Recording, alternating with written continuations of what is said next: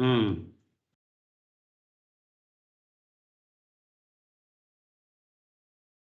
اللہ الرحمن الرحیم نحمده ونصلی ونسلم علی رسولہ الکریم اما بعد۔ گفتگو یہ چل رہی تھی علامہ علاء الدین حصکفی رحمہ اللہ کی طرف سے در مختار میں کہ علامہ غزی تمرتاشی نے جو قصرہ کے بجائے صلی اربعۃ رکعتین جو کہا تھا، صلی الفرض الرباعی رکعتین، قصرہ کہنے کے بجائے تو قصر نہ کہا بلکہ 2 رکعتیں پڑھیں گے، یہ جو کہا ہے اس کی وجہ یہ تھی کہ اصل میں وہ قصر نہیں ہے بلکہ وہی کل رکعتیں 2 ہی رکعتیں فرض ہوئی ہیں۔ قصر کا مطلب تو یہ ہے کہ جناب 4 ہوں، 4 کو 2 کر دیا گیا ہو، ایسا نہیں ہے، بلکہ اقامت میں 4 فرض ہیں اور سفر کے دوران 2 فرض ہیں، تو پھر قصر کا لفظ کیوں استعمال کرے؟ قصر کا مطلب تو ہوتا ہے کم کرنا، کم کہاں اصلاً وہ، ورنہ جناب فجر کی 2 رکعت ہم پورے سال پڑھتے ہیں سفر میں، حضر میں، اس کو بھی کہیے قصر ہے 4 کے مقابلے میں۔ تو یہ جو بات کہی ہے اس کو علامہ حصکفی نے واضح کیا ہے کہ ہمارے نزدیک جو ہے نا وہ قصر نہیں، وہ تمام ہے، اور 2 کو 4 پڑھنا یہ رخصت نہیں ہے، امام شافعی کے نزدیک یہ رخصت ہے، اور اس کے لیے بخاری شریف کی کئی شرحوں کی عبارتیں انہوں نے نقل کی ہیں، اسی لیے کہا قلت وفی شریف شروح البخاری ان صلواتی فرضت لیلۃ الاسراء رکعتین سفرا و حضرا۔ دیکھ لیجئے، تو سفر اور حضر دونوں میں شب معراج 2 رکعتیں ہی فرض ہوئی تھی، مگر مغرب وہ 3 تھی۔ تو حضور کریم علیہ الصلوۃ والسلام جب ہجرت کر کے مدینہ منورہ پہنچے اور وہاں سکون اور اطمینان کا ماحول ملا تو زیدت موٹر چالو کر دی۔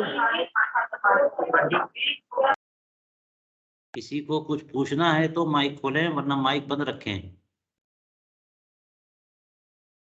تو فرماتے کہ زیدت عند الفجر، تو حالت اقامت میں 2 کا اضافہ ہوا، تو پھر سفر میں جو 2 ہے وہ کم تھوڑی کی گئی ہے، وہ تو 2 ہی فرض ہوئی تھی، تو وہ تو پوری ہے۔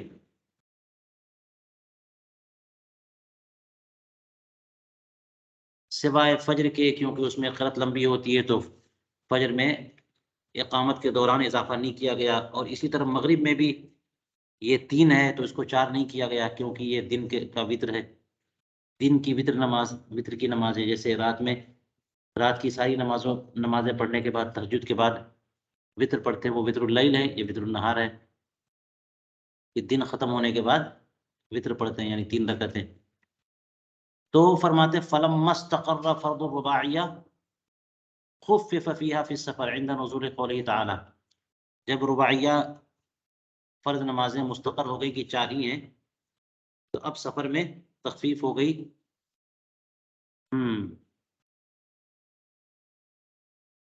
جب اللہ تبارک و تعالیٰ کا یہ ارشاد ہوا فَلَيْسَ عَلَيْكُمْ جُنَاحٌ أَن تَقْصُرُوا مِنَ الصَّلَاةِ۔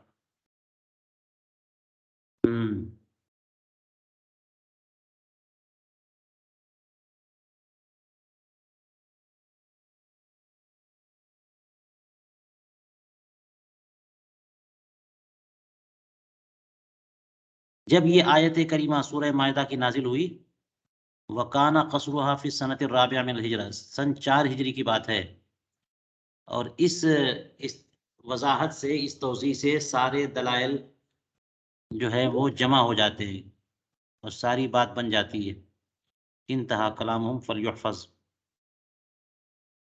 تو اس کا مطلب یہ ہوا کہ 2 مرتبہ کا معاملہ ہے، کہ ایک بار یہ ہوا کہ اصلاً 2 رکعت فرض ہوئی تھی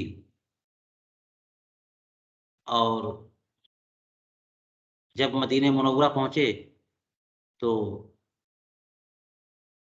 4 کر دی گئی فجر اور مغرب کے علاوہ، اور پھر اس کے بعد سن 4 ہجری میں سفر والی پھر 2 کر دی گئی. تو یہ تو اپنی اصل پہ لوٹ آئی نا، تو قصر نہیں ہے. جی اس طرح سے اگر آپ توضیح کریں گے تو سارے دلائل جمع ہو جائیں گے. ٹھیک ہے، اس پہ علامہ شامی کیا کہیں گے وہ دیکھ لیں گے ہم.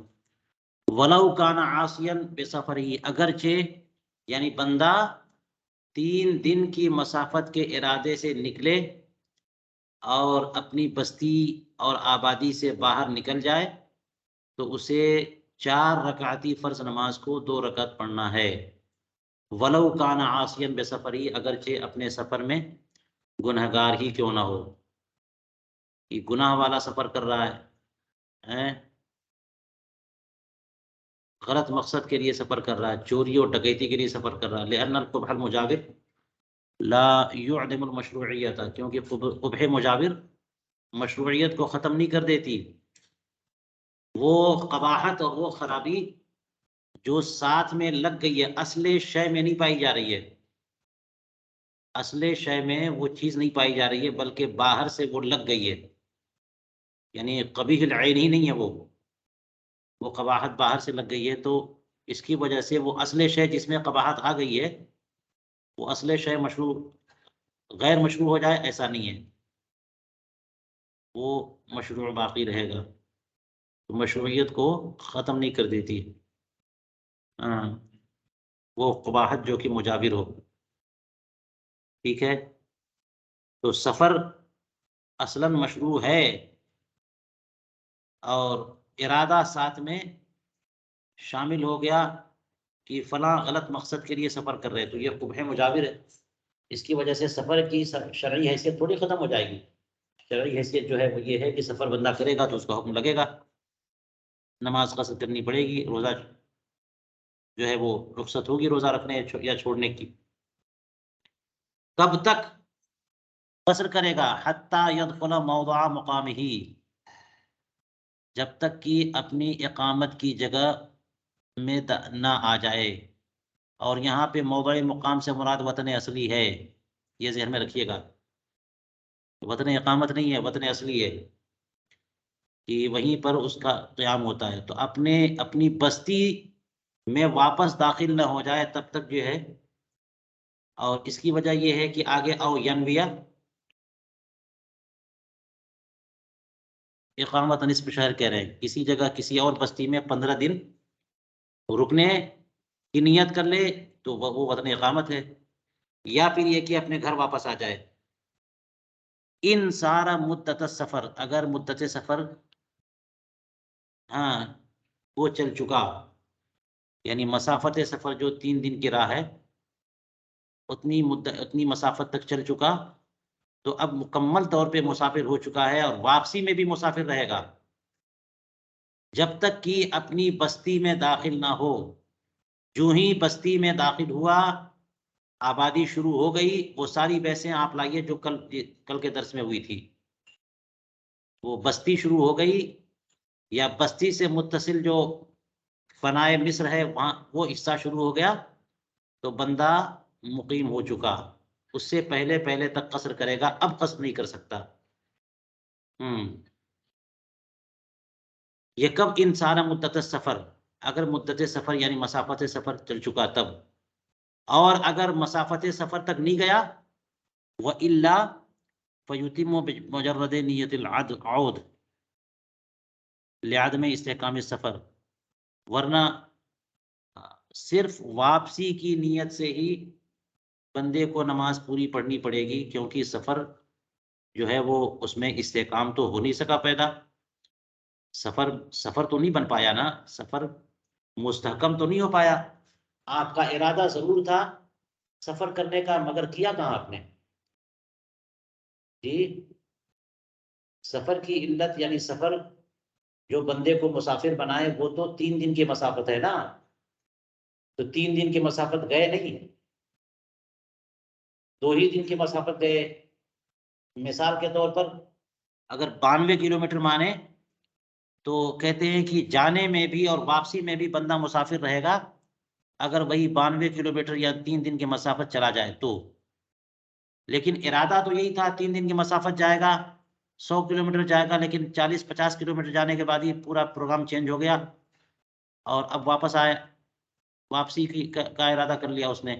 تو جانے میں تو وہ قصر کر رہا تھا، لیکن سفر چونکہ مستحکم نہ ہو سکا اور پلان بدل گیا، تو اب واپسی میں جو راستہ چل رہا ہے وہ اس میں قصر نہیں کرے گا بلکہ نمازیں پوری پڑھے گا. اسی کو کہا انہوں نے کہ ان سارا مدت سفر، اگر مسافت سفر چل چکا تو مسلسل مسافر رہے گا جب تک کہ اپنی بستی میں داخل نہ ہو جائے، اور اگر مسافت سفر نہیں چل سکا تو صرف لوٹنے کی نیت سے ہی وہ نماز پوری پڑھے گا، کیونکہ سفر تو نہیں ہو سکا نا.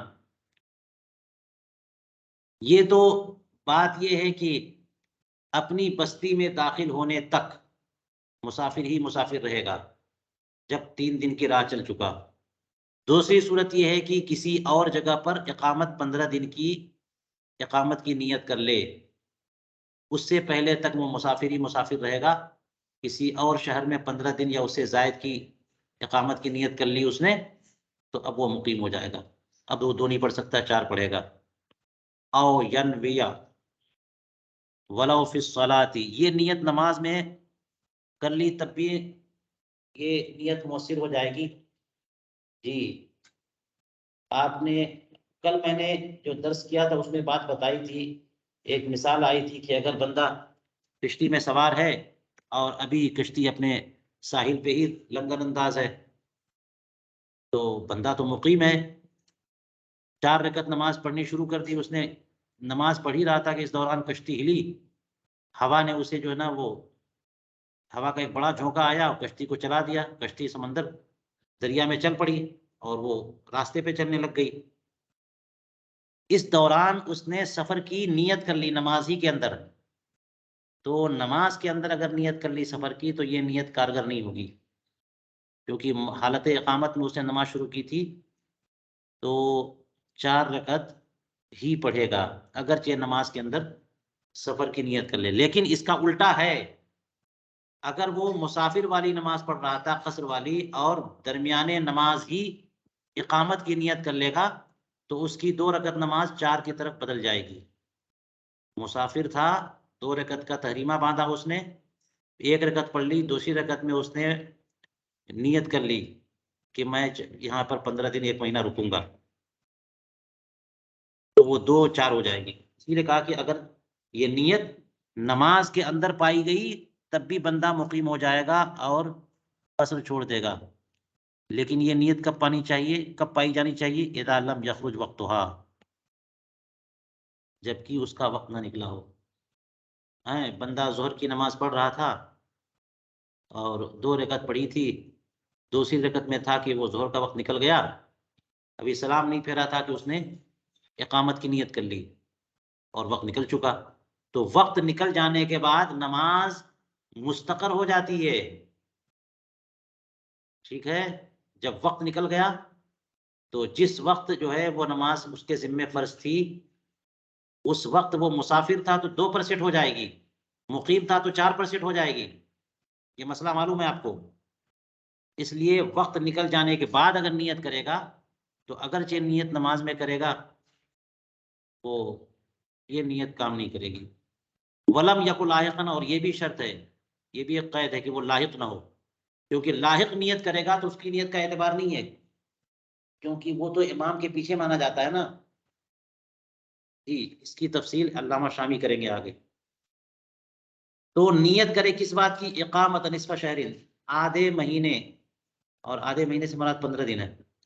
یا تو حقیقتاً اس نے 15 دن کی اقامت کی نیت کر لی، او حکمن، یا پھر حکمن اس کی نیت پائی گئی کہ 15 دن ٹھہرے گا. دونوں صورتوں میں قسم چھوڑ دے گا اور اتمام کرنا ہوگا. اس کی دلیل جو ہے فرماتے لیما فی البزازیہ وغیرہ، کیونکہ یہ جزیہ آپ کو بزازیہ وغیرہ کتابوں میں ملے گا کہ لو دخل حاج الشام وعلم انه لا يخرج الا مع القافله في نصف شوال اتم لانه كان بالاقامه بموضع واحد. اچھا چلیے، بموضع کا تعلق تو اوپر سے. فرماتے حکمن کا جزیہ یہ ہے کہ اگر یہ جزیہ موجود ہے. اگر حجاج یا حج کرنے والا ملک شام میں داخل ہوا، اس کا مطلب وہ کہیں اور سے آ رہا تھا اور اسے علم ہے، جانتا ہے وہ کہ قافلے کے ساتھ ہی نکل سکے گا. وہ لا یخرج الا مع القافلہ فی نصف شوال، 15 شوال کو نکلے گا وہ قافلے کے ساتھ، تو اتمہ تو اس کے نماز پوری پڑھنی پڑے گی، کیونکہ وہ تو اقامت کی نیت کرنے والے کی طرح ہو گیا. دیکھ رہے ہیں آپ یہ حکمن کی مثال کیسے بنی؟ اس لیے کہ یہ جو ہے مثال کے طور پر عید کے دن آیا وہ، یا 29 رمضان کو، 28 رمضان کو، 25 رمضان کو، یا چاند رات کو یہ ملک شام میں داخل ہوا. اس کو پتا ہے کہ جو ہے اگلا قافلہ جو جائے گا وہ 15 شوال کو جانا ہے، اور اکیلے سفر تو ہو نہیں سکتا تھا. اگر قافلہ 10 کو جاتا تو وہ 10 کو جاتا، 20 کو جاتا تو وہ 20 کو جاتا. اسے پتا ہے 15 کو جائے گا، تو اگلے قافلے کے ساتھ ہی جانے کا ارادہ ہے اس کا، اور ابھی قافلہ جانے میں 15 دن یا اس سے زیادہ باقی ہے، تو وہ کیا کرے گا؟ نماز پوری پڑھے گا. یہ جزیہ موجود ہے. تو یہ حکمن کی مثال کیسے بنی؟ حکمن کی مثال اس لیے بنی، حقیقتاً کی مثال نہیں ہے بلکہ حکمن نیت اقامت کی مثال ہے، اس لیے کہ وہ ملک شام سے قافلے کے ساتھ مکہ مکرمہ جانے کی نیت کر رہا ہے. وہ اس کا ارادہ یہ ہے کہ قافلے کے ساتھ نکلے گا. اس کا ارادہ 15 دن ٹھہرنے کا حقیقتاً صراحتاً نہیں ہے، بالذات اس کا ارادہ کیا ہے کہ 15 کو قافلہ جائے گا تب جائے گا. لیکن اس کے ضمن میں یہ ہے نا، اس کا مطلب یہ تو ہوا مفہوم مخالف کے طور پہ کہ وہ نیت یہ کر رہا ہے کہ قافلے کے ساتھ 15 شوال کو جائے گا. اس کا مطلب یہ ہوا 15 شوال تک یہاں ٹھہرے گا. اس طرح سے یہ حکم نیت ہوئی. اچھا چلیے، 15 دن ٹھہرنے کی نیت کرے بموضع واحد، ایک جگہ پہ. اگر وہ سوچے کہ 5 دن ایک شہر میں، 5 دن دوسرے شہر میں، 5 دن تیسرے، یہ تھوڑی اس طرح تھوڑی مقیم ہو جائے گا. ایک جگہ 15 دن. صالح لہا، وہ جگہ بھی ایسی ہونی چاہیے جو اقامت کے لائق ہو. اگر وہ جنگل بیابان میں پلان بنا لے کہ 15 دن رکوں گا تو پھر اس کی نیت درست نہیں ہے. تو اس لیے من بیانیہ کے طور پہ کہنے کہ وہ مصر بستی ہو یا قریہ ہو، آبادی ہو، وہاں پہ وہیں تو بندے رہتے ہیں نا.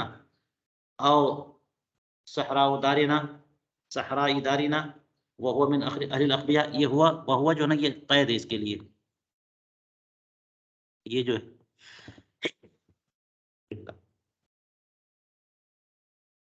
یا پھر یہ کہ صحرا، اصل میں صحرا میں نیت اقامت درست نہیں ہے، کیونکہ صحرا جو ہے وہ جائے سکونت نہیں ہے. کون صحرا بیابان میں رہتا ہے؟ ہاں، وہ من اہل الاقبیاء، وہ بندہ خیمے والا ہے. یعنی ہمارے ہاں ہندوستان میں جو ہے نا آدیواسی لوگ ہوتے ہیں، ان کا کام ہی یہ ہے کہ جناب کہیں ٹھہرتے نہیں ہیں، شہر کے باہر جو کھلی جگہ ہے بیابان، وہاں پر ٹینٹ لگا لیں گے، وہیں رکتے ہیں، رات میں جا کے سوئیں گے، دن میں آ کر شہر میں کام کریں گے، مزدوری کریں گے، پھر جا کے وہاں بس جائیں گے، سو جائیں گے. تو مہینہ 2 مہینہ رہیں گے ایک جگہ، پھر وہ اپنا ڈیرا ڈنڈا اٹھا کر کے چل دیں گے کسی اور بیابان میں جا کر کے پھر پڑاؤ ڈال لیتے ہیں. تو یہ جو خیمے والے لوگ ہوتے ہیں، ٹینٹ والے، یہ آدیواسی لوگ، یہ ان کے اندر ایسے علاقوں میں رہنے کی صلاحیت اور اہلیت ہوتی ہے. تو یہ لوگ اگر صحرا میں رہنے کی نیت کریں تو ان کی نیت درست ہے، لیکن حضری لوگ جو ہوتے ہیں وہ اگر صحرا میں رہنے کی نیت کریں گے وہ نیت درست نہیں ہے. تو 15 دن یا اس سے زائد اقامت کی نیت کریں ایسی جگہ، ایک جگہ پہ، ایسی جگہ جو جہاں پہ سکونت ممکن ہو. فیقصروا انما الاقامۃ فی اقل، تو اس کا مطلب یہ ہے کہ بندہ پوری نماز پڑھے گا، اور اگر یہ ساری باتیں نہیں پائی گئیں تو قصر کرنا پڑے گا. لہٰذا فرماتے فیقصروا انما الاقامۃ فی اقل منہ، نصف شہر سے کم میں، یعنی 12-14 دن اس کا ٹھہرنے کا ارادہ ہے تو قصر کرنا پڑے گا. فی اقل منہ، اے فی نصف شہر یعنی نصف شہر سے کم میں، اور نما فی ہی یا پھر یہ کہ نصف شہر آدھا مہینہ یعنی 15 دن یا اس سے زائد ٹھہرنے کا ارادہ تو ہے، لیکن فی غیر صالح لیکن ایسی جگہ پر وہ ٹھہرنا چاہ رہا ہے جو ٹھہرنے کی جگہ نہیں ہے، کنحو جزیرت جیسے جزیرے جیسی کوئی جگہ ہے، یا وہی اوپر صحرا کی مثال لے لیجئے، اور بندہ جو ہے نا اہل اغبیاء میں سے نہیں ہے تو اس جگہ رہنے کی نیت کرے گا تو یعنی درست نہیں ہے۔ اور نوافی یا پھر اس کی پلاننگ یہ ہے کہ ایسی جگہ آدھا مہینہ رہے گا جو جگہ رہنے کی ہے، لیکن بموضعین مستقلین کمکہ و منی، لیکن دو مستقل جگہیں، دو مستقل علاقے ہیں جیسے مکہ مکرمہ اور منی، اور مستقل سے مراد یہ ہے کہ دونوں کے احکام الگ الگ ہے، وہ اس کے معنی وہ جو ہے نا وہ فنا میں سے نہیں ہے، توابع میں سے نہیں ہے۔ دو مستقل جگہوں میں 15 دن یعنی 10 دن ایک جگہ رہنا چاہتا ہے اور 5 دن ایک جگہ رہنا چاہتا ہے، تو پھر جو ہے نا تب بھی وہ پوری نماز نہیں پڑھے گا، مسافر ہی رہے گا۔ 15 دن کا ارادہ تو ہے لیکن الگ الگ جگہوں پہ، ایک جگہ پہ 15 دن پورا رہنے کا ارادہ ہو تب مسافر مقیم ہوگا وہ۔ لہٰذا اب دیکھ لیجیے فلو دخل الحاج مکہ ایام العشر، اگر حجاج کرام یا حاجی مکہ مکرمہ آئے وہ ذوالحجہ میں انہیں 10 دنوں میں شروع کے، تو اور وہ نیت کرے کہ ہم 15 دن رہیں گے یعنی مکہ مکرمہ پورے حج میں، تو ان کی نیت درست نہیں ہے، اس لیے کہ ان کو تو 8 تاریخ کو نکلنا ہے منی، ٹھیک ہے، لِأَنَّهُ یخرج الی منی وعرفہ، یہاں دونوں جگہ پہ جانا ہے اسے، تو یہ ایسی ہو گیا کہ اس اقامت کی نیت کر تو رہا ہے لیکن غیر موضع میں کر رہا ہے، جہاں پہ اقامت نہیں ہو سکتی وہاں پہ نیت کر رہا ہے۔ آیا ہے حج کے لیے، کیا عرفات نہیں جائے گا؟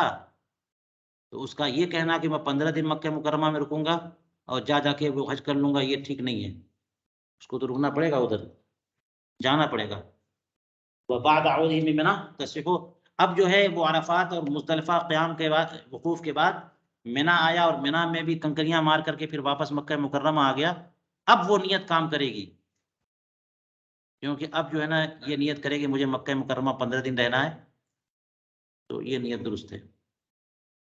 ایسے ہی جیسے کہ کما لو نما مبیتہ باحدہما او کان احدہما تبعا للآخر بحیث تجب الجمعۃ علی ساکنہ للاتحاد حکما، اس طور پر کہ جیسے اگر اس نے ایک جگہ، یہ 2 جگہیں مستقل ہیں، ان میں سے ایک جگہ رات میں ٹھہرنے کا ارادہ ہے، دوسری جگہ جائے گا کسی کام کے لیے اور آ جائے گا دن ہی دن میں، رات میں ایک جگہ ٹھہرنے، تو اس کو بھی ہم کہہ دیں گے کہ ایک ہی جگہ ٹھہرنے کا، کیونکہ رات جہاں رہتا ہے بندہ وہی اسی جگہ پہ اقامت مانی جاتی ہے۔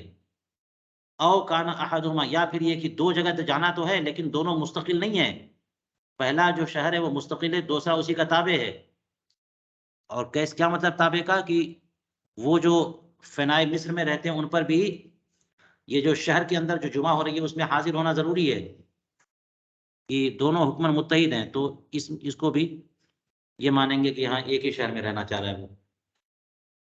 یا پھر یہ کہ جو 15 دن یا اس سے زائد رہنے کی نیت کر رہا ہے وہ اہل نیت نہیں ہے، او لم یکن مستقل برائہ، وہ اپنی رائے میں مستقل نہیں ہے، جیسے غلام ہے یا عورت ہے، او دخل بلدۃ ولم ینوھا، یا پھر یہ کہ کسی شہر میں داخل ہوا اور اس نے اقامت کی مدت تک رہنے کی نیت نہیں کی، بل ترقب السفر غدا او بعدہ، بلکہ وہ سفر کے انتظار میں ہے کہ اب ٹرین مل جائے، اب گاڑی مل جائے، اب قافلہ مل جائے، آج نکلوں، آج پیسہ مل جائے، پیمنٹ مل جائے تو میں آج نکلوں، کل نکلوں، آج نکلوں، کل نکلوں، تو مسافر رہے گا، وہ قصری کرے گا، ولو بقی سنین، اگرچہ اسی صورتحال پہ کئی سال باقی رہے، الا ان یعلم تاخر القافلہ نصف شہر کما مر، مگر یہ کہ وہ اچھی طرح جان لے کہ قافلہ تو 15 دن سے پہلے جانے والا نہیں ہے، یعنی ایک ساتھ اس کی پلاننگ اور ارادہ ہو، اگر بس وہ مگو کی کیفیت میں ہے کہ جب بھی قافلہ آئے گا میں چلا جاؤں گا، ہو سکتا ہے کل آ جائے، ہو سکتا ہے اگلے ہفتے آ جائے، تو بندہ مسافر ہی رہے گا۔ اور اگر یہ جانتا ہے کہ یہ قافلہ تو 15 دن کے بعد آئے گا تو پھر مقیم ہو جائے، جیسا ہی گزرا۔ وَقَضَى يُصَلِّي رَكْعَتَيْن عَسْكَرٌ دَخَلَ أَرْضَ حَرْبٍ أَوْ حَاصَرَ حِصْنًا فِيهَا، یوں ہی 2 رکعتیں ادا کریں گے وہ لشکر کے لوگ، وہ لشکر جو دشمن کی زمین میں داخل ہوا یا دارالحرب میں کسی قلعے کا اس نے محاصرہ کیا، تو اب وہ جو دشمن کی زمین میں داخل ہو چکے، تو ان کو کیا پتا کہ وہ 15 دن رہ پائیں گے کہ نہیں رہ پائیں گے، اگرچہ وہ مہینوں سالوں رہیں وہاں پہ، جب دشمن کی سرزمین میں داخل ہو چکے ہیں تو وہ اس کا مطلب تو یہ ہے کہ ایک مجبوری کے تحت، اور وہ جو ہے کلمہ اسلام بلند کرنا تھا اور دشمن کو مغلوب کرنا تھا، اس لیے داخل ہوئے، جیسے ہی کام ہوگا ہم واپس آئیں گے، تو عارضی قیام ہے، اس لیے ایسے لوگ جو ہے 2 ہی رکعت پڑھیں گے۔ بخلاف من دخل بامان، برخلاف اس کے کہ جو دارالحرب میں امان کے ساتھ داخل ہو، ویزے پر جائے، پرمیشن مل جائے اس کو، اس طرح جائے، تو پھر جب امان کے ساتھ، تو اس کا مطلب کوئی عارضی ٹھہراؤ نہیں ہے اس کا، 1 مہینہ رہنا چاہتا ہے تو پھر وہ اتمام کرے گا، فإنه يتم او حاصر اہل البغی فی دارنا، یہ تو دارالحرب کی بات تھی۔ دارالاسلام میں بندہ اگر باغیوں کا محاصرہ کر لے، ہمارا لشکر جو ہے باغیوں کا محاصرہ کر لے، فی غیر مصر، فی غیر مصر، مصر کے علاوہ، یعنی کسی ایسی جگہ پہ جو مصر نہیں ہے، بلکہ غیر آباد علاقہ، صحرا ہے، بیابان ہے، مع نیت الاقامت مدتها، اور مدت مسافت نہیں، وہی نصف شہر کی مدت قیام کرنے کی نیت سے، تو وہ بھی جو ہے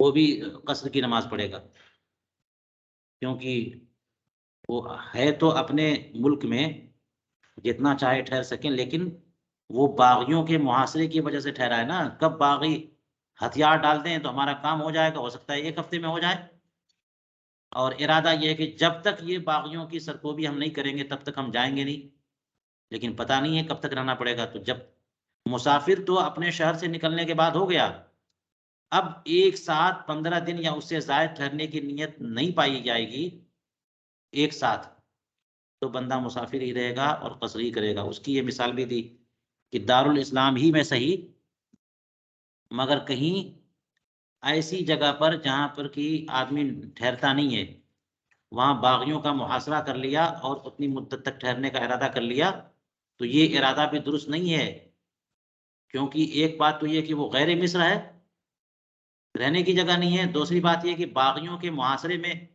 کے لیے آیا ہے نا، تو ایک عارضی مقصد کے لیے، یہ مقصد جیسے ہی پورا ہوگا وہ چلا جائے گا، تو اس لیے ان کی بھی نیت 15 دن والی درست نہیں ہے، للتردد بین القرار والفرار، کیونکہ ان کو تردد ہے کہ رہنا ہے یا جانا ہے، برخلاف اہل عقبیہ کی، کیونکہ ان کا تو طریقہ ہے وہیں رہنے کا،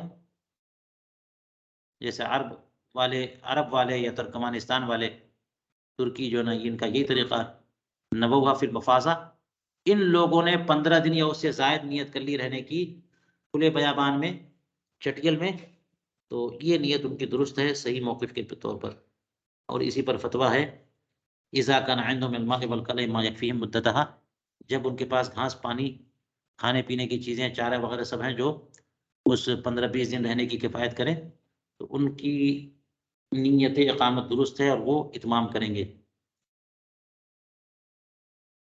چلیے یہ ہم نے یہاں تک پڑھ لیا، یہاں نشان لگا دیتے ہیں۔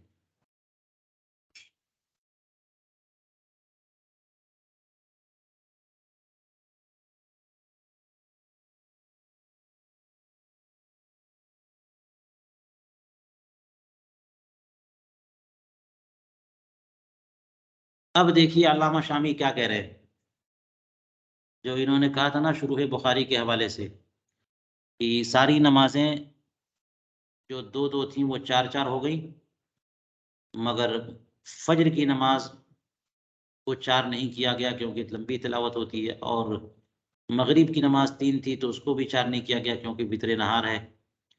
تو نہار کی وتر کیسے کہہ سکتے ہیں؟ نماز مغرب تو ہوتی ہے رات میں، یعنی سورج غروب کے بعد، انما سمیت بذالک لقربها من النہار، اگرچہ نہار میں نہیں ہے، نہار سے قریب تو ہے، کہ یہ ہوتی ہی ہے اقبہو فوراً، نہار کے فوراً بعد، ورنہ وَإِلَّا فَهِيَ لیلیہ، یہ نہاریہ نماز نہیں ہے، لیلیہ نماز ہے مغرب کی، لا نہاریہ، تأمل وَبِهَذَا تَجْتَمِعُ الْأَدِلَّةُ أَيْ فَإِنَّ بَعْضَ، اچھا جو دلائل دیے گئے ہیں ان میں سے بعض تو یہ بتاتے ہیں کہ سفر میں 2 ہی رکعت اصل ہے، ان صلاۃ رکعتین فی سفر اصل، اور بعض یہ بتاتے ہیں کہ جو سفر میں 2 رکعت ہو گئی ہے یہ عارض اصل نہیں ہے، اصل 4 تھی۔ تو کہتے ہیں کہ جو ہم نے ابھی بیان کیا شروح بخاری کے حوالے سے، اگر یہ الگ الگ زمانے کی بات کر لیں تو پھر سارے دلائل آپس میں ایک دوسرے سے متفق ہو جاتے ہیں، تعارض ختم ہو جائے گا۔ لیکن لا یخفی ان ما نقلہ شراح البخاری من الجمع، یہ بات پوشیدہ نہ رہے کہ اس جمع و تطبیق کے تعلق سے جو بھی شراح بخاری نے فرمایا ہے وہ امام شافعی کے مذہب پر مبنی ہے کہ یہ قصر ہے، یہ ہے لا اتمام، یہ پوری نہیں ہے بلکہ قصر ہے، کیونکہ یہ نے کہا کہ 2 فرض تھی پھر انہیں 4 کیا گیا اور پھر 4 سے واپس 2 کر دیا گیا، یہ امام شافعی کا موقف ہے۔ ہمارے یہاں یہ کہ یہ قصر مجازن کہتے ہیں، یہ قصر ہے ہی نہیں، یہ اصل ہے، کیونکہ سفر میں 2 ہی فرض کی گئی ہے، یہ نہیں کہ سفر میں 4 تھی پھر 2 کر دی گئی، سفر میں 2 ہی فرض کی گئی ہے۔ تو یہ امام شافعی کے موقف پر ہے، لأن العمل على ما استقر عليه الامر، کہ جس پر معاملہ مستقر ہو گیا عمل اسی پر ہے، وهو على هذا الجمع فرضیت و ارکان، اور یہ جو ابھی توفیق کی ہے اوپر علامہ حسکفی نے، اس کے مطابق تو یہی ہے کہ سفر میں بھی 4 فرض کی گئی اور حضر میں بھی 4 فرض کی گئی اور سفر میں کم کر دیا گیا، تو یہ تو امام شافعی کا قول ہوا، ہمارے خلاف ہے، وهذا خلاف مذہبنا وينافي هذا الجمع ما قدمنا ہو۔ حضرت عائشہ ام المومنین رضی اللہ تعالیٰ عنہ کی جو روایت متفق علیہ گزری ہے وہ تو اس کے برخلاف ہے، انہوں نے تو یہ کہا تھا نا کہ 2 فرض ہوئی تھی سفر حضر میں، اور حضر میں بڑھا دیا گیا، 2 رکعتیں بڑھا دی گئی، تو سفر میں کہاں بڑھائی گئی؟ سفر تو 2 پہلے سے تھی، پہلے ہی پہ ہے، فإنه يدل على أن صلاة المسافر لم يزد فيها اصلا، کوئی اضافہ نہیں ہوا۔ رہی بات یہ کہ آیت کریمہ میں فرمایا فلا جناح علیکم ان تقصروا من الصلاۃ، تو اس قصر، لفظ قصر سے کیا مراد ہے؟ واما الآیۃ فالمراد بالقصر فیہا، آیت کریمہ میں لفظ قصر سے مراد کیا ہے؟ قصر ہیئت الصلاۃ وفعلها وقت الخوف، کیونکہ اس آیت کریمہ میں یہ ہے کہ فَإِذَا ضَرَبْتُمْ فِي الْأَرْضِ فَلَا جُنَاحَ عَلَيْكُمْ أَن تَقْصُرُوا مِنَ الصَّلَاةِ إِن خِفْتُمْ أَن يَفْتِنَكُمُ الَّذِينَ كَفَرُوا، اگر خوف ہے کہ کفار تمہیں مصیبت میں مبتلا کر سکتے ہیں تو پھر تم قصر کرو، کوئی حرج نہیں۔ تو خوف کے وقت میں نماز کی ہیئت کم کر دینا اور اس کے فعل میں کمی کر دینا، یہ ہے، وہاں ہے قصر، کہ شارٹ آیتیں پڑھیے، جلدی جلدی پڑھ لیجئے، کہ وقت فتنہ ہے، خوف فتنے کا وقت ہے تو نماز جلدی پڑھ لیجئے، یا وہ صلاۃ الخوف کا جو طریقہ تھا کہ 2 رکعتیں تو 1 رکعت ایک جماعت پڑھ لے، 2 گروہ میں بانٹ دیا جائے، اور ایک گروہ حضور کریم علیہ السلام کے ساتھ یا امام کے ساتھ 1 رکعت پڑھے چلی جائے، وہ گروہ چلا جائے محاذ پہ، پھر دوسرا گروہ آئے وہ 1 پڑھ لے، تو یہ ہیئت میں کچھ تبدیلی کی گئی ہے، مختصر کیا گیا ہے کہ یہاں حضور کے ساتھ 1 ہی رکعت مل رہی ہے جی، یا فعل صلاۃ میں کمی کی گئی ہے کہ اب پہلے یہ کہ پورے اطمینان سے پڑھیے نماز، اور یہاں پہ خوف فتنہ ہے تو اس میں مختصر نماز پڑھ لیں، جلدی جلدی پڑھ لیں۔ کما اوضحہ فی شرح المنیا وغیرہ ففهم۔ اچھا، یہ جو متن میں کہا تھا کہ 4 رکعتی فرض کو 2 پڑھنا پڑے گا اگرچہ بندہ اپنے سفر میں عاصی ہو۔ سفر میں عاصی ہونے کا مطلب بے سبب سفری، سفر کا جو سبب ہے وہ غلط کام ہے، وہ اس طور پر کہ بیان کانا مبنا سفری علی المعصیت، سفر کی بنیادی اس کی معصیت پر ہے، وہ سفر کرنا ہی چاہتا ہے ڈکیتی کے لیے، بینک لوٹنے کے لیے، معاذ اللہ زنا کے لیے، چوری کے لیے۔ تو اس میں امام شافعی کا اختلاف ہے کہ معصیت پر سفر مشتمل ہے تو اس میں قصر نہیں ہے۔ امام شافعی کہتے ہیں، ہمارے یہاں یہ ہے کہ کیسا بھی سفر ہو، وہذا بخلاف العاصی فی السفر۔ تو یہ جو کیس ہے وہ اس سفر کے بارے میں ہے جس کی بنیاد ہی معصیت پر ہے، کہ ارادہ ہی، اس سفر کا ارادہ ہی معصیت کے لیے، کہ یہ ایک شہر سے دوسرے شہر جا رہا ہے ڈکیتی کے لیے، چوری کے لیے، غلط کام کرنے کے لیے، تو سفر کی بنیاد ہی غلط کام ہے۔ اور ایک اور سفر ہے کہ سفر کا ارادہ تو ایک شہر سے دوسرے شہر کسی کام کے لیے جا رہا ہے، نکلا تو ہے جائز ارادے سے، جیسے نکلا ہے بزنس کے لیے یا احباب اور اقارب سے ملنے کے لیے، لیکن سفر کے دوران جو ہے وہ در راستے میں غلط کام بھی کر رہا ہے وہ۔ تو یہ جو کیس ہے، یہ امام شافعی کا اس معاملے میں ہمارا اختلاف نہیں ہے۔ امام شافعی کہتے ہیں کہ ہاں ٹھیک ہے، اس میں قصر کرے گا، جیسے ہم کہتے ہیں کہ قصر کرے گا، تو وہی کہہ رہے ہیں کہ وہذا بخلاف العاصی فی السفر فی ان عرضت المعصیت فی اثناء، کی معصیت بیچ میں آ گئی تو یہ محل وفاق ہے۔ ہمارا امام شافعی کا اس میں اتفاق ہے۔ وجہ یہ ہے کہ معصیت والا سفر جو ہے وہ اختلافی معاملہ ہے۔ امام شافعی کہتے ہیں کہ وہ قصر نہیں کرنا ہوگا، ہم کہتے ہیں کہ قصر کرنا ہوگا۔ ہماری دلیل یہ ہے کہ قبح مجاور مشروعیت کو نہیں روکتی، وہ ما یقبل، مجاور کیا ہے؟ جو انفقاق قبول کرے، یعنی عین شے میں قباحت نہیں ہے بلکہ قباحت باہر سے آ گئی ہے تو اس کو جدا بھی کر سکتے ہیں، جیسے بے وقت ندا ہے تو یہ تو کبھی ہے لترک السعی۔ اللہ تعالیٰ نے قرآن پاک میں ارشاد فرمایا، اذا نودی للصلاۃ من یوم الجمعۃ فاسعوا الی ذکر اللہ وذروا البیع، تو آپ کو تو ذکر الہی کی طرف پڑھ کے جانا ہے اور بے چھوڑ دینا ہے۔ تو اگر کوئی بندہ بے میں مشغول ہو جاتا ہے تو یہ بے حرام ہے وقت ندا، اس لیے نہیں حرام ہے کہ بے کے اندر خود کوئی خرابی آ گئی ہے، بے تو جائز ہے، لیکن اس وقت بے حرام یا مکروہ ہے۔ کیوں؟ اس لیے کہ اگر بندہ بے میں مصروف ہوگا تو واجب ہے کہ اذان سن کر کے ندا یا ذکر الہی کی طرف جائے، تو وہ جانا ترک کرے گا، تو یہ مجاورت ہو گئی نا۔ تو مجاور اس کو کہتے ہیں کہ جو ساتھ میں جو چیز پائی جائے مگر الگ بھی کر سکتے ہیں اس کو، تو یہ ہے اس کی مثال، کہ ایسی صورت ہو سکتی ہے کہ آدمی جائے اور بے نہ کرے، ایسا بھی ہو سکتا ہے کہ بے کرے اور مسجد کو نہ جائے، اور ایسا بھی ہو سکتا ہے کہ جائے بھی اور بے بھی کرے، جیسے کشتی میں سوار ہو کر کے اس پار مسجد ہے وہاں جا رہے ہیں اور اس میں کسٹمر بھی بیٹھا ہوا، اسی میں معاملہ طے ہو رہا ہے، لین دین بھی سب جاری ہے، تو مشی الی ذکر اللہ بھی جاری ہے اور بے بھی جاری ہے۔ تو یہ وہ چیز ہے جو قابل انفقاق ہے۔ فقضا کہتے ہیں فإنه قبح لترک السعی وهو قابل للانفقاق اس قد یوجد ترک السعی بدون المبیع، کیونکہ کبھی کبھی ایسا ہو سکتا ہے کہ بندہ سعی نہیں کر رہا ہے اور بیچ بھی نہیں رہا، سست ہے، جا ہی نہیں رہا ہے اور بیچ بھی نہیں رہا کوئی چیز، بالعکس، اور الٹا بھی ہو سکتا ہے کہ ہاں بے کر رہا ہے اور جا نہیں رہا ہے۔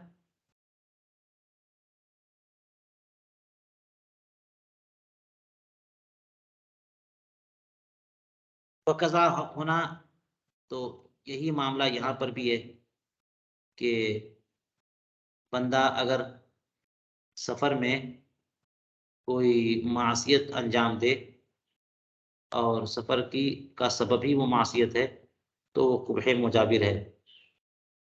فقضا ہونا تو یہاں بھی معاملہ یہی ہوگا، لامکان قطع الطریق وسرقہ مثلا بلا سفر و بالعکس، کیونکہ ممکن ہے کہ وہ ڈکیتی کرے، چوری کرے مثال کے طور پر، اور سفر کے بغیر اپنے ہی شہر میں کر لے، اس کا الٹا بھی کہ سفر کرے اور چوری نہ کرے. تو اس میں یہ ہوتا ہے کہ جس میں انفقاق ہو سکتا ہے، اس کا مطلب وہ قبح مجاور ہے یا قبیل غیر ہی ہے. تو جو قبیل غیری ہے وہ بذات خود وہ مشروع ہوتی ہے، برخلاف قبیل عینی کے وضعاً جو اصلاً جو ہے اس میں قباحت ہے، وہ مشروع نہیں ہے کبھی بھی. جیسے کفر ہے، کبھی بھی کفر جائز نہیں ہے. یا شرعاً جیسے بیع حر، آزاد بندے کی بیع کرنے سے بیع نہیں ہوگی. فإنه يعدم المشروعیت، اس لیے کہ یہ قبح مجاور نہیں ہے بلکہ قبح ذاتی ہے، اس لیے وہ ایسی قباحت شے کو مشروع نہیں رہنے دے گی. اس کا پورا بیان کتب اصول میں. اچھا، یہ جو متن میں کہا تھا کہ حتی یدخل موضع مقامہ، اپنے شہر میں داخل ہو جائے. اے الذی فارق بیوتہ، میں نے کہا تھا نا کہ موضع مقام سے مراد وطن اصلی ہے، تو اس کا مطلب وہی کہہ رہا ہے اے الذی فارق بیوتہ، یعنی جس بستی کے گھروں سے وہ جدا ہوا تھا وہاں داخل ہو جائے. عام ازی کہ وہ داخل ہونا کسی لیے ہو، ضروری نہیں ہے کہ وہ 15 دن رہنے کے لیے داخل ہو، بلکہ 1 منٹ کے لیے وہ داخل ہوا اتنی ہی دیر کے لیے مسافر نہیں رہے گا. سواء دخلوا بنیت الاجتیاز اور دخلوا لقضاء حاجت. عام ازی کہ وہ شہر اپنے بستی میں آ گیا لیکن اس لیے آیا ہے کہ اسے گھر رکنا نہیں ہے، سیدھے آگے جانا ہے. تو اجتیاز یعنی عبور کرنے کے لیے کی نیت سے جو داخل ہوا ہے کہ اپنے شہر میں تو آ گیا لیکن آگے بڑھنا ہے اسے، یا اسے استنجا لگی تھی اس کے لیے وہ آ گیا، کسی بھی مقصد کے لیے آ جائے گا تو مقیم ہو جائے گا. لأن مصر متعین للإقامہ، کیونکہ اس کا شہر جو ہے وہ تو اقامت کے لیے متعین ہے، نیت کی ضرورت ہی نہیں ہے. اب یہ جو کہا ہے کہ موضع مقام میں داخل ہو، اس سے مراد فنائے مصر بھی ہے، بستی کا متصل علاقہ بھی ہے. تو اسی کو کہا دخل فی موضع مقام ما الیق به کالربض کما افاد القرستانی. قال قول ان سارا، یہ کہا تھا نا مطلب میں ان سارا مدت السفر. اور اس کا مطلب میں بتا بھی چکا ہوں. یہ قید ہے مصنف کے اس قول کے لیے کہ مصنف نے کہا حتی یدخلا، کہ اپنے شہر میں داخل ہو. یہ کب؟ جبکہ وہ مدت سفر کو جا چکا اور پھر واپس آئے تو واپسی میں بھی وہ مسافر رہے گا جب تک کہ اپنی بستی میں داخل نہ ہو. وہی کہ اے انما یدوم علی القصر الی الدخول ان سارت ثلاثه ایام، اگر 3 دن چل چکا تو وہ مسلسل قصر کرے گا جب تک کہ بستی میں داخل نہ ہو جائے. وَإِلَّا، اور اگر 3 دن نہیں چل سکا ہے وہ ابھی، فَيُتِمُّ، تو واپسی میں جو ہے نا اس کو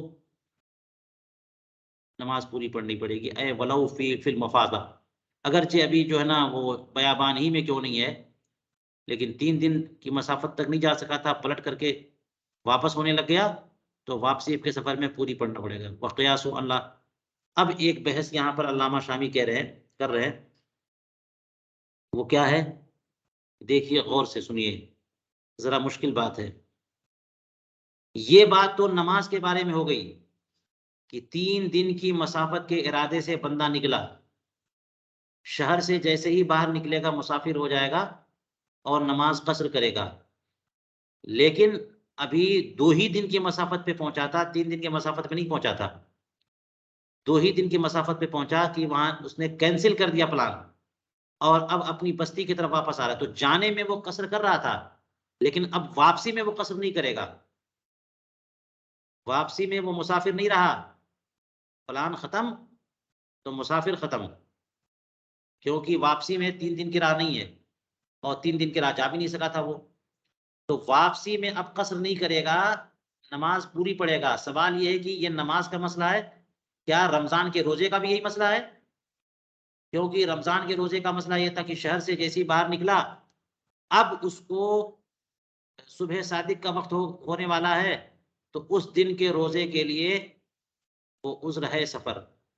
لیکن واپس ہو گیا اگر 2-3 دن کی مسافت پہنچنے سے پہلے تو کیا اس کے لیے رمضان کے روزے چھوڑنے کی اس کو اجازت ہے یا پھر روزہ رکھنا فرض ہے؟ جی یہ ایک سوال ہوا. علامہ شامی کہتے ہیں کہ یہ جو نماز کا مسئلہ ہے یہ روزے کے مسئلے میں بھی نافذ ہونا چاہیے.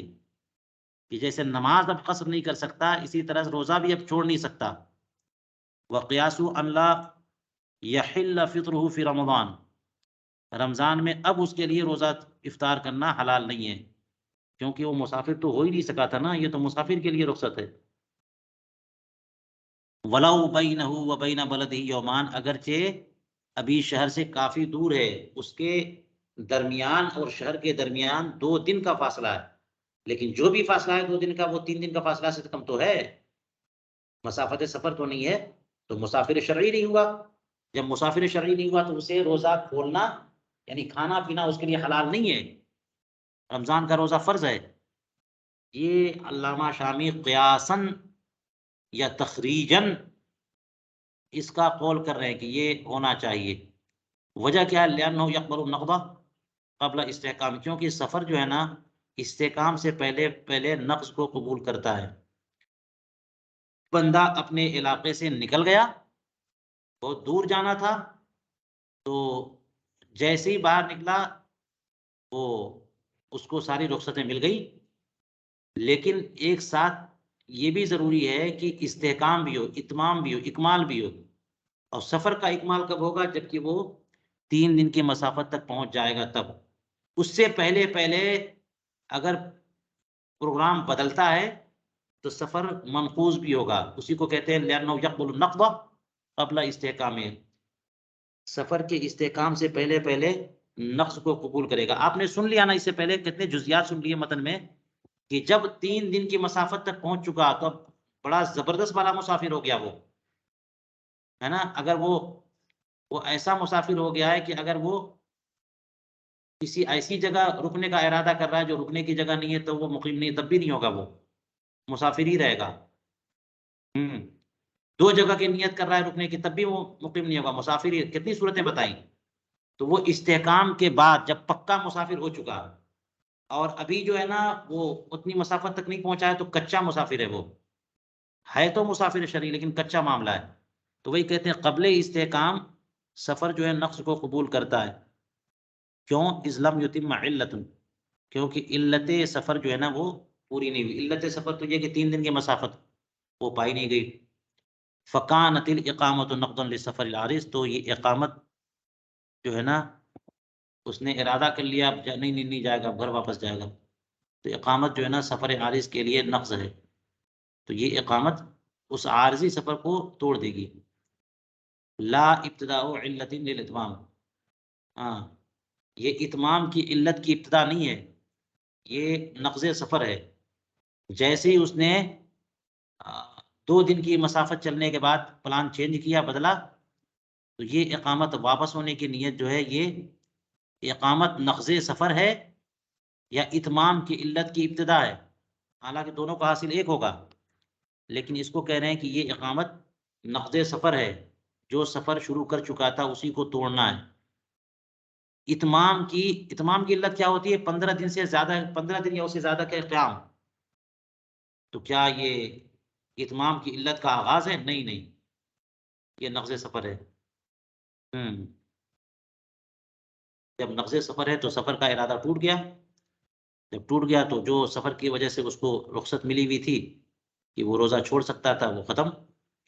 افاد و فلفت فتح القدیر میں اس کا افادہ کیا، لیکن علامہ کمال الدین ابن حمام نے اس بات کو بیان کرنے کے بعد اس پہ بحث بھی کی، اور یہ کہا کہ ولو قیل، بحث دیکھیے گا کیا ہے بحث۔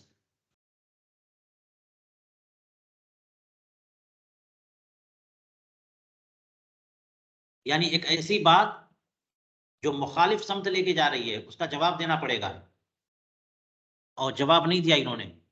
فرماتے ہیں کہ اگر یہ کہا جائے العلت مفارقۃ البیوت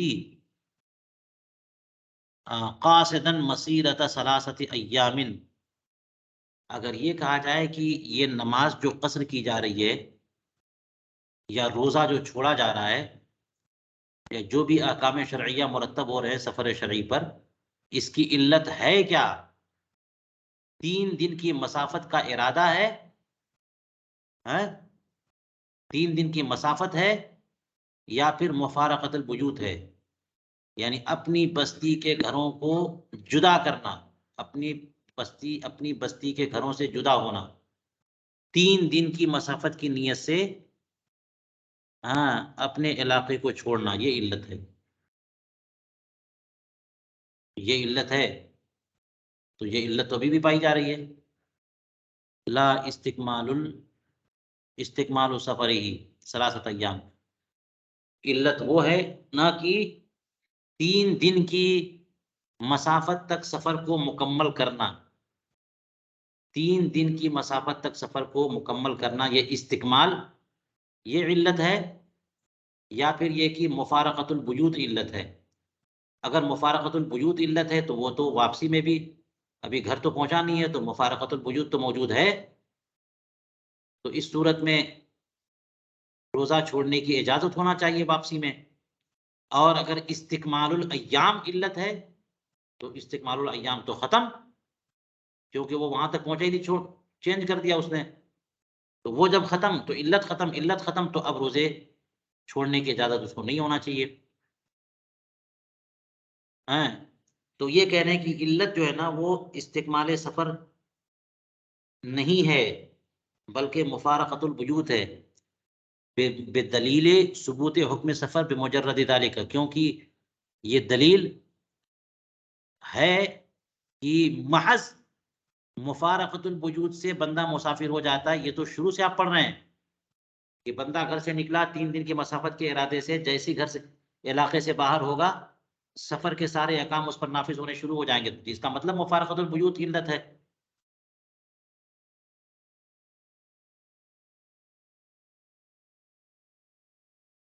وقت تمت العلت الحکم سفر، اور حکم سفر کی علت تام ہو چکی، فیثبت حکم ہو، تو اس کا حکم بھی ثابت ہوگا، ما لم تثبت علت حکم الاقامہ، جب تک کہ اقامت کے حکم کی علت ثابت نہ ہو۔ جی تو اگر کوئی یہ کہے گا احتاج الی الجواب، تو اس کے جواب کی ضرورت پڑے گی۔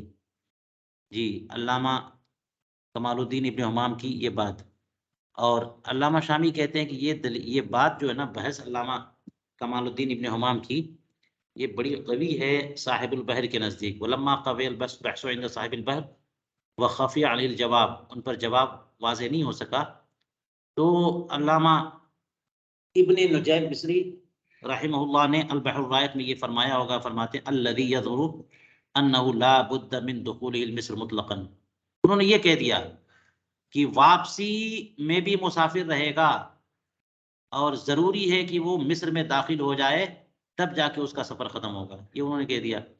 اور صاحب نہر نے النہر الفائق میں اس پر اعتراض کر دیا کہ ایک دلیل معین کا باطل ہو جانا یہ مدعا کو باطل تھوڑی کر دیتا ہے، ہو سکتا ہے کسی مدعا کی دلیلیں 10 ہوں 20 ہوں، ایک دلیل جو ہم نے بیان کی اس کو آپ نے منع کر دیا، باطل قرار دیا، تو جو مدلول باطل ہو گیا، یہ کوئی ضروری نہیں ہے۔ وہی علامہ عمر ابن نجیم فرماتے ہیں کہ معین دلیل کو باطل کر دینے سے لازم نہیں آتا کہ مدلول باطل ہو جائے، تو یہ دلیل کی علت جو ہے وہ مفارقۃ الوجود ہے، اور مفارقۃ الوجود جو ہے پائی جا رہی ہے، وہ علت پائی جا رہی ہے،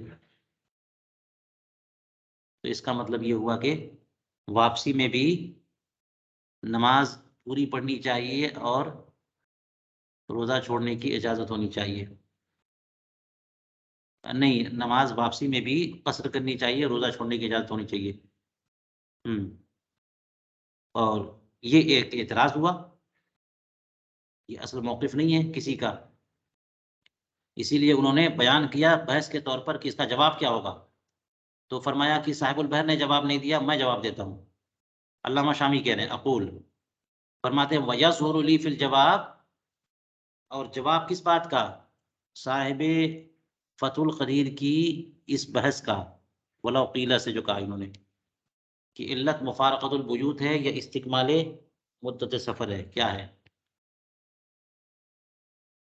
اس کا جواب؟ کہتے ہیں وَيَظْهُرُ لِي فِي الْجَوَابِ أَنَّ الْعِلَّةَ فِي الْحَقِيقَةِ هِيَ الْمَشَقَّةُ، اصل میں سفر میں جو نئے احکام نافذ کیے گئے ہیں اس کی علت حقیقت میں مشقت ہے، اور سفر کو مشقت کے قائم مقام قرار دیا گیا، تو اصل علت مشقت ہے، ٹھیک ہے۔ ولیکن لا تثبت علیتها الا بشرط ابتداء و شرط بقاء، اس کے لیے دو شرطیں چاہیے، ایک شرط ابتدا اور ایک شرط بقا، ٹھیک ہے؟ تو یہ دونوں علت ہے، اس کو شرط کے منزل میں رکھیے کہ مفارقت الوجود بھی اور استکمال مدت سفر بھی۔ فل اول جو شرط ابتدا ہے وہ کیا ہے؟ مفارقت الوجود قاصدا مسیرت ثلاثۃ ایام، اور دوسری شرط استکمال السفر ثلاثۃ ایام، یہ ہے۔ تو جب پہلی شرط پائی جائے تو وہ احکام ثابت ہو جائیں گے جو ابتدائے سفر میں ہو جاتے ہیں، نماز کو قصر کرنا، جی۔ اور یہ آپ نے پڑھ لیا ہوگا کہ اس دن روزے کے لیے، روزہ چھوڑنے کے لیے یہ سفر عذر نہیں ہے، لہٰذا اگر آپ نے رات میں سفر شروع کیا ہے اور اگلا دن جو ہے یعنی صبح صادق ہوئی ہے سفر کی حالت میں، تو اس دن روزہ چھوڑ سکتے ہیں۔ لیکن دن چڑھے، صبح 10 بجے 8 بجے صبح سفر کرنے کا ارادہ ہے، تو صبح صادق تو آپ کے گھر پہ ہوئی، اس دن کے روزہ چھوڑنے کے لیے یہ آج کا سفر عذر نہیں ہے۔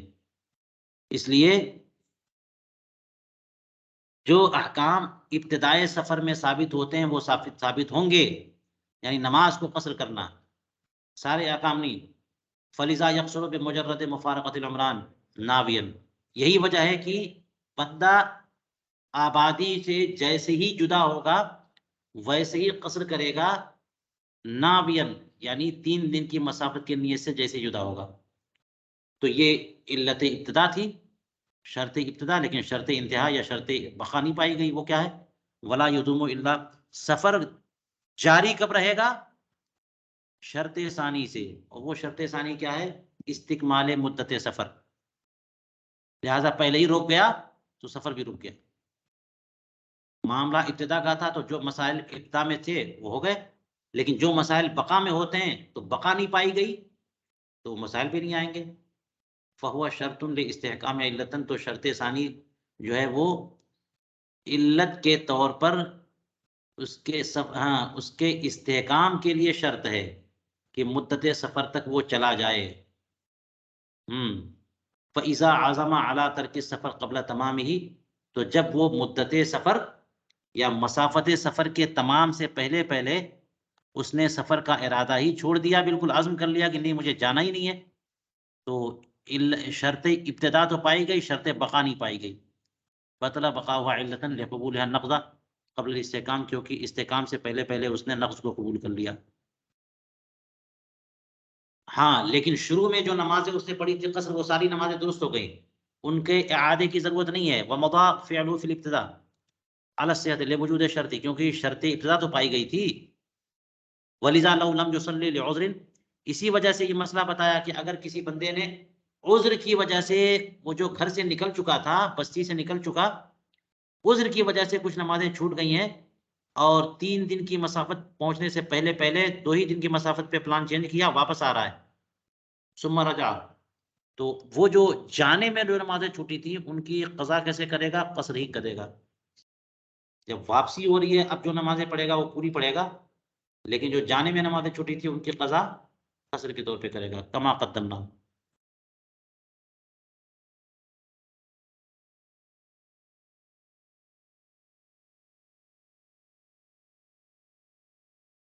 وعلیکم السلام، ذرا آدھا گھنٹے کے بعد فون کریے، پڑھا رہا ہوں۔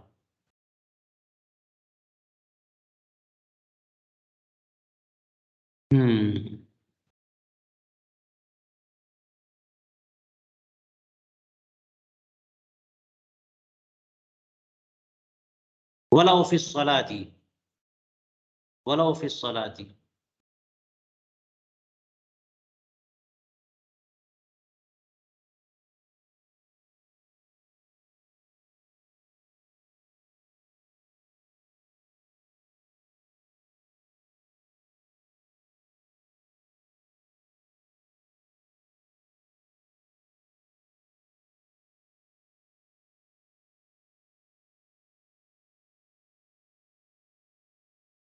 یعنی 15 دن ٹھہرنے کی نیت کرے گا تو مقیم ہو جائے گا اگرچہ نماز ہی میں نیت کرے. اس کو مثال سے میں سمجھا چکا ہوں متن پر جب گفتگو ہم کر رہے تھے. تو اسی کو علامہ شامی کہتے ہیں کہ یہ ساری صورتوں کو شامل ہے. تحریمہ باندھنے کے بعد جیسے ہی نماز شروع کی ویسے ہی آپ نے نیت کر لی کہ مجھے ابھی 15 دن رکنا ہے یہاں پہ.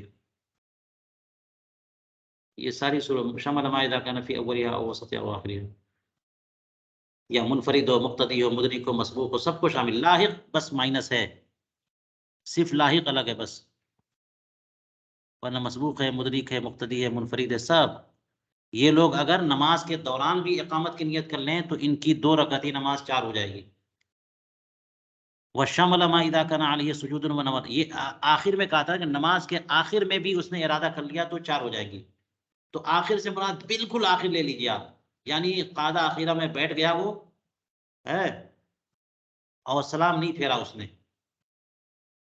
یہ دیکھ لیجیے کیا کہہ رہے شمل ما اذا كان علیہ سجود ونوى الاقامۃ قبل السلام، کہ اس صورت کو بھی شامل ہے کہ اس کے اوپر ایک سجدہ سہو ہے اور ابھی سجدہ سہو کرنا ہے اسے، اور اقامت کی نیت کر لی اس نے سلام پھیرنے سے پہلے پہلے اور سجود سے پہلے پہلے.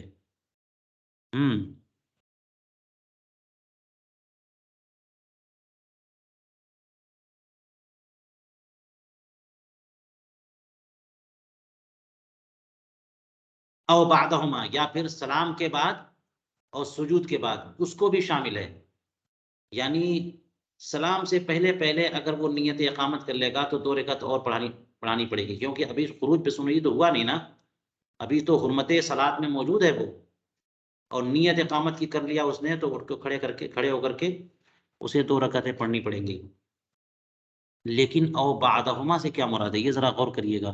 او بعدہما، اس کے اوپر سجدہ سہو ہے، اس نے سلام پھیر لیا، سجدہ سہو کر لیا، دونوں کے بعد اب وہ نیت کر رہا ہے 15 دن ٹھہرنے کی، تو بھی وہ بندہ مقیم ہو جائے گا اور 4 رکعت پڑھے گا. اس کی وجہ یہ ہوگی کہ نماز سلام پھیر لیا اس نے، سجدہ سہو بھی کر لیا، تو سجدہ سہو کرنے سے قاعدہ اخیرہ باطل ہو جاتا ہے. اسی لیے کہتے ہیں کہ دوبارہ قعود اخیر کرنا ہے، اسے التحیات پڑھنا ضروری ہے. تو سلام پھیرنے کے بعد سجدہ سہو بھی کر لیا تو یہ سلام خروج بسنعی کا نہیں ہوا، یہ سجدہ سہو کا ہوا. سجدہ سہو کر لیا تو اب وہ قاعدہ اخیرہ باطل ہو گیا، تو دوبارہ نہیں ہاں سجدہ سہو کر لیا تو قاعدہ اخیرہ باطل ہو گیا، اب دوبارہ قاعدہ اخیرہ کرنا پڑے گا، التحیات پڑھنا پڑے گا. تو سلام بھی پھیر لیا، سجدہ سہو بھی کر لیا، اس کے بعد اس نے نیت کی تو یہ نیت بھی کارگر ہوگی اور اسے 2 رکعتوں کا اضافہ کرنا پڑے گا. اما لو نواہا بینہما فلا تصح نیتہ، یہ ایک صورت ہے کہ اگر ان دونوں کے درمیان وہ نیت کرتا ہے اقامت کی، بینہما یعنی سجود سہو اور سلام، یہاں پہ نیت کر رہا ہے وہ، سلام تو پھیر لیا، اس کے اوپر سجدہ سہو ہے، ابھی سجدہ سہو کرنے جا رہا ہے، ابھی کیا نہیں ہے، تو سلام کے بعد اور سجدہ سہو سے پہلے پہلے اس نے اقامت کی نیت کر لی، تو یہ جو بیچ والی نیت یہاں پہ نیت ہے نا، یہ کام نہیں کرے گی، یہ کام نہیں کرے گی. کیوں؟ اس لیے کہ ابھی اس نے سجدہ سہو کیا ہی کہاں، سجدہ سہو کر لیتا تو قاعدہ اخیرہ باطل ہو جاتا. یہ سلام تو سلام مانا جائے گا خروج بسنعی والا، تو اس سلام سے وہ نماز سے باہر نکلا، اور نماز سے جب باہر نکلا ابھی سجدہ سہو کیا نہیں اس نے، جو کہ قاعدہ اخیرہ کو باطل کرتا. تو اس لیے یہ نیت مانی جائے گی کہ نماز مکمل ہونے کے بعد وہ نیت کر رہا ہے، تو نماز کے دوران تو نیت نہیں پائی گئی نا. فلا تصح نیتہ بالنسبۃ الی حاصل الصلاۃ، تو اب یہ نیت اقامت اس نماز کی طرف نسبت کرتے ہوئے درست نہیں ہوگی، اب اگلی نماز پہ مؤثر ہوگی. فلا یتغیر فرضها الی اربع کما وضعناه في باب ففهم. اسی طرح کہتے ہیں کہ اگر وقت نہیں نکلا تب، وقت کے دوران وہ مسافر جو ہے اقامت کی نیت کر لے تو اس کی 2 رکعتی نماز 4 رکعتی بن جاتی ہے، لیکن وقت نکل جانے کے بعد اگر وہ نیت کرے گا تو 2 رکعتی نماز 2 ہی پر سیٹ ہو جاتی ہے. اے قبل ان ینوی الاقامت، وقت نکل جائے اقامت کی نیت کرنے سے پہلے لأنه اذا نواها بعد صلاة رکعت ثم خرج الوقت، کہ اس نے ایک رکعت، 2 رکعت میں سے ایک رکعت ابھی پڑھی تھی اور نیت کر لی اس نے اقامت کی، ثم خرج الوقت، اور اس نیت کے بعد وقت نکل گیا. اس کو یوں سمجھیں، آپ کو پتا ہے نا یہ مسئلہ کہ ظہر کا صرف 1 منٹ بچا ہے، صرف 1 منٹ یا 2 منٹ کے لیے 1 منٹ. تو اس میں وہ تکبیر تحریمہ کہہ لے، ظہر کے اللہ اکبر کہہ کر کے سورہ فاتحہ پڑھنے لگا اور جلدی جلدی کر کے 1 رکعت پڑھی اس نے. دوسری رکعت جو ہی شروع کیا تو وہ منٹ بھی ختم ہو گیا، عصر کا وقت داخل ہو گیا. تو نماز ظہر کا ابتدائی حصہ اگر ظہر کے وقت میں ہو جاتا ہے تو وہ نماز ادا مانی جاتی ہے. اور دوسری رکعت جب پڑھنے شروع کیا اس نے تو ظہر کا وقت نکل چکا تھا، اور اب نکل جانے کے بعد اگرچہ وہ ظہر کی نماز میں ہے لیکن وقت ظہر کا نکل چکا اور اب یہ نیت کر رہا ہے اقامت کی، تو یہ نیت کام نہیں کرے گی.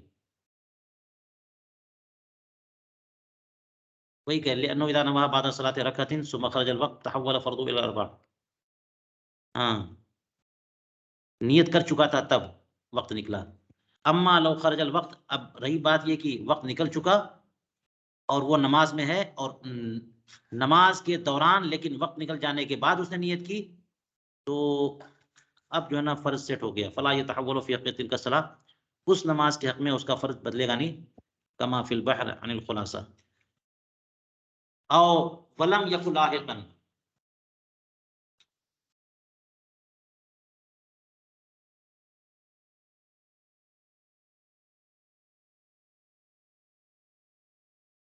یہ بھی قید ہے کہ اس کی نیت جو ہے نا اس کو مقیم بنا دے گی، لیکن بشرطے کہ وہ لاحق نہ ہو.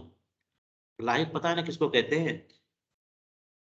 لاحق وہ بندہ ہے جس کی نماز کا کچھ حصہ شروع سے یا درمیان سے چھوٹ گیا ہو، نہیں درمیان سے یا آخر سے چھوٹ گیا ہو، اس میں وہ لاحق ہوتا ہے. اپنی نماز اکیلے پڑھتا ہے لیکن امام کے پیچھے مانا جاتا ہے، وہ منفرد نہیں ہوتا اس میں. جی کہتے ہیں اما اللاحق اذا ادرک اول الصلاۃ، نماز کا شروع حصہ اسے ملا، امام مسافر تھے اور اس کے بعد جو ہے نا وہ درمیانے صلاۃ میں اس لاحق کو حدث ہو گیا یا سو گیا، اور اس کے بعد اٹھا کہ جب امام مسافر جو تھے وہ فارغ ہو چکے. ونول اقامت، اور اب یہ لاحق جو ہے نا اقامت کی نیت کر رہے ہیں، یعنی جو نماز مسافر امام کے پیچھے چھوٹ گئی ہے، رکعتیں جو چھوٹ گئی ہیں اس کو امام کے سلام پھرنے کے بعد اب وہ ادا کر رہے ہیں اس میں، تو وہ لاحق ہوئے. اور اس لاحق نماز میں وہ اقامت کی نیت کر رہے ہیں، تو یہ بھی مسافر اور وہ بھی مسافر، امام بھی مسافر، تو یہ نیت کام نہیں کرے گی ان کی، کیونکہ لاحق اگرچہ ایک رکعت جو امام کے پیچھے چھوٹ گئی ہے وہ ادا کر رہے ہیں مگر وہ امام کے پیچھے مانی جائے گی، یہ نیت کام نہیں کرے گی. لأن اللاحق فی حکم کأنه خلف الامام، کیونکہ حکم میں لاحق جو ہوتا ہے نا وہ امام کے پیچھے مانا جاتا ہے. اذا فرغ الامام، جب امام فارغ ہو چکے، تو امام تو مسافر تھے، 2 رکعت سیٹ ہے تو فرض بھی مستحکم ہو چکا، تو امام کے حق میں متغیر نہیں ہوگا تو لاحق کے حق میں بھی متغیر نہیں ہوگا. یہ ہے خلاصۃ الفتاوی سے. فقید حکم اللاحق بکونہ بعد فراغ الامام وقد ترک الشارع. یہاں ایک بڑی اہم بات بتا رہے ہیں،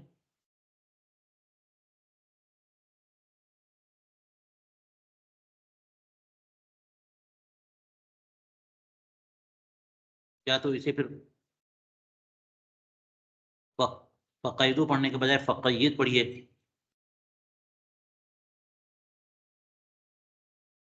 لاحق کا جو حکم ہے اس میں ایک قید آپ بڑھا لو کہ امام کے فراغ کے بعد وہ نیت کرے.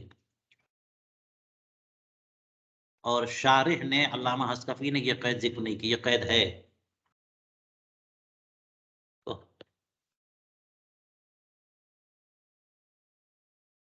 یہ قید یہاں پر معتبر ہے.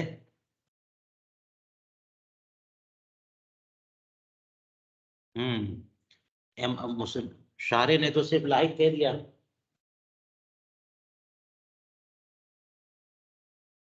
آگے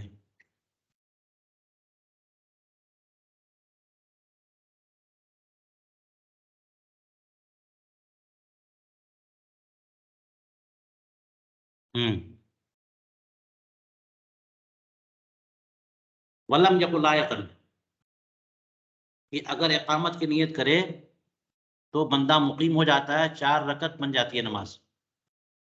جبکہ وہ لاحق نہ ہو تو اس کے ساتھ ساتھ ایک قید اور ہے کہ وہ لاحق نہ ہو، نیت کرے اور امام کے فراغ کے بعد، امام کے فراغ کے بعد، کیونکہ امام کے فراغت سے پہلے پہلے جو امام مسافر تھے اس کی فراغت سے پہلے پہلے اگر یہ نیت کرتا ہے تو اس کی نیت مؤثر ہوگی، اس کی نماز جو ہے نا 2 کے بجائے 4 ہو جائے گی. کیونکہ مسافر جب امام ہوتے ہیں اور مقیمین نماز پڑھتے ہیں تو مسافر کے سلام پھرنے کے بعد مقیمین اپنی 2 رکعت پڑھتے ہیں، یہ بھی پڑھے گا. تو یہاں پر ایک قید اور ہے کہ یہ نیت جو ہے وہ امام کے فراغ کے بعد ہو تو مؤثر نہیں ہوگی، فراغ سے پہلے پہلے ہو. یہ بھی ایک قید تھی اور مصنف نے چھوڑ دیا.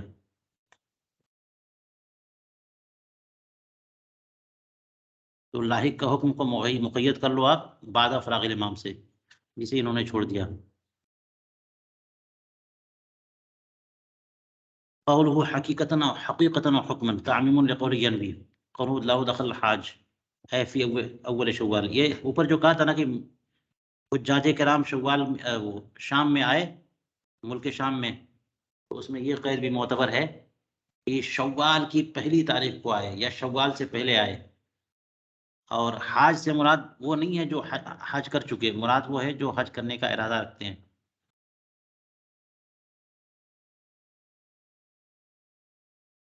وعلم اے علم ان القافلۃ انما تخرج، اس کو پتہ ہے کہ قافلہ 15 دن کے بعد جائے گا اور اس کا ارادہ یہ ہے کہ انہی کے ساتھ نکلے گا بس بحران محیط. تو یہ حکمن نیت کیسے ہوئی؟ وانما کان ذلک نیۃ للاقامۃ حکمن لا حقیقتا، کیونکہ وہ ارادہ تو جانے کا کر رہا ہے نا، لأنه نوى الخروج بعد 15 یوما، اور یہ خروج کی جو نیت ہے متضمن ہے اپنے ضمن میں وہ نیت بھی رکھتی ہے اقامت کی، اس کا مطلب یہ کہ 15 دن رکے گا.